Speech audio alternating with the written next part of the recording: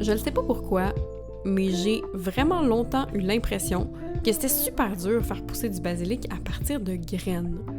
Peut-être que mon impression était basée sur les pots de basilic qu'on achète à l'épicerie puis qui meurent au bout de quelques jours. Ou peut-être que c'était mon expérience avec les autres herbes, comme mettons le thym, que j'ai toujours trouvé très caractériel quand on le part en semis. Ben finalement, j'ai pas pantoute raison. Le basilic, c'est vraiment facile à faire pousser à partir de graines. Pas besoin d'acheter plein de petites caissettes pour faire du pesto maison.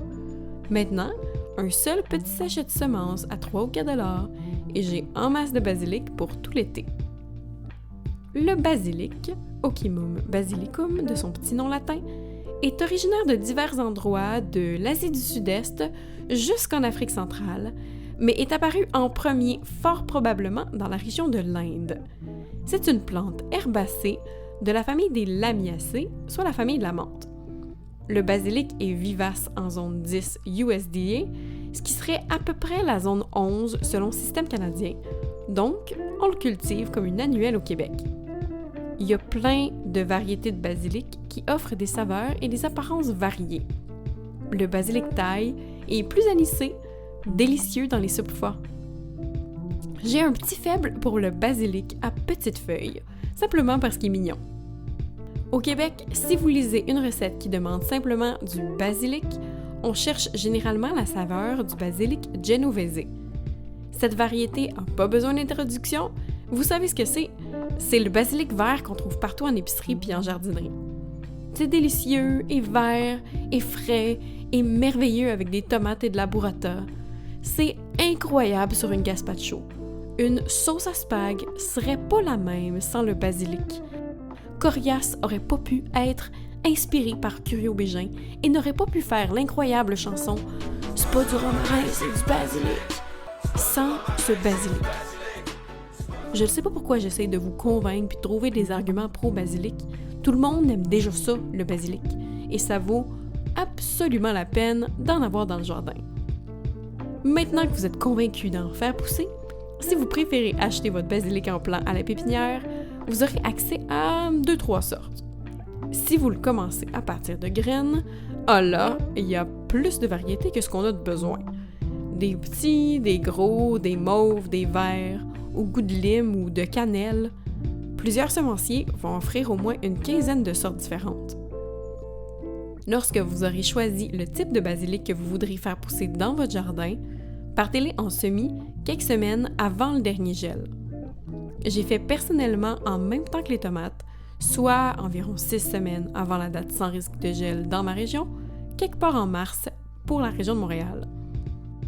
Plantez les graines environ 1 cm sous terre dans un terreau quelconque, riche et léger. Une graine égale un plant, alors ne mettez pas trop de graines par section. Gardez le terreau humide jusqu'à ce que les graines germent. Elles vont faire de toutes petites pousses de basilic en dedans de 3 ou 4 jours et ces pousses grandiront lentement, graduellement, pour autant que vous leur donniez assez de lumière. Personnellement, je privilégie les lumières artificielles, ici un bon néon, plutôt que juste les mettre sur le bord d'une fenêtre. En mars, le soleil est peu puissant et ça donne des semis un peu flimsy si vous faites juste les mettre sur le bord d'une fenêtre. Lorsqu'il fera au moins 10 degrés, même la nuit, le basilic pourra être planté dehors. Sortez-les pas trop tôt, le basilic est hyper fragile au froid. Aussi, n'oubliez pas d'acclimater vos plants pendant à peu près une douzaine de jours avant de les planter pour les habituer aux rayons du soleil et aux aléas de la météo. Optez pour un endroit bien drainé et absolument plein soleil. C'est une plante qui adore la lumière et la chaleur. J'ai des meilleurs résultats d'ailleurs dans une section où la terre est légèrement sèche, tout ce qui est près de ma lavande. Laissez la chance à vos plants de grandir un peu avant d'en récolter, au moins un bon 2-3 semaines après les avoir plantés au jardin. Autant que possible, tout au long de l'été, retirez les fleurs des plants de basilic dès qu'elles apparaissent et avant qu'elles ouvrent. Le goût du basilic est altéré quand ils font des fleurs, il devient plus amer, plus fibreux, moins délicieux. Les fleurs se mangent comme les feuilles, en ayant toutefois une saveur plus forte. vous pouvez les intégrer à toutes vos recettes qui demandent du basilic. Quand les plants seront établis, il y a une technique idéale pour cueillir le basilic. Plutôt que de couper une branche au complet, pincez le top du pan en passant maximum au tiers à partir du haut, juste en haut de la jonction entre deux branches. Vous voyez les mini-feuilles à la jonction? Il y a des nouvelles branches qui vont émerger de cet endroit. Votre basilic deviendra de plus en plus fourni au long de l'été. Au lieu d'avoir une seule longue tige avec des feuilles qui poussent tout le long, le plant va avoir plusieurs tiges avec des feuilles qui poussent tout le long de toutes ces tiges. Aussi, si vous coupez la tige au complet dès le début de l'été ou que vous laissez juste une ou deux feuilles dans le bas, le plant repoussera probablement pas. À l'automne, par contre, ne laissez rien en place. Vous pouvez tout couper. Le basilic est une annuelle et il meurt quand les températures approchent de zéro.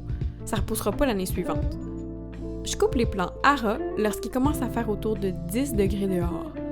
C'est franchement fragile le basilic. Si vous attendez trop, les feuilles vont geler et noircir sur le plant. C'est pas super appétissant.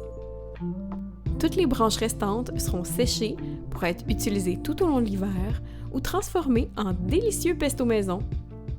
On se revoit les mains dans terre, guys! Bye!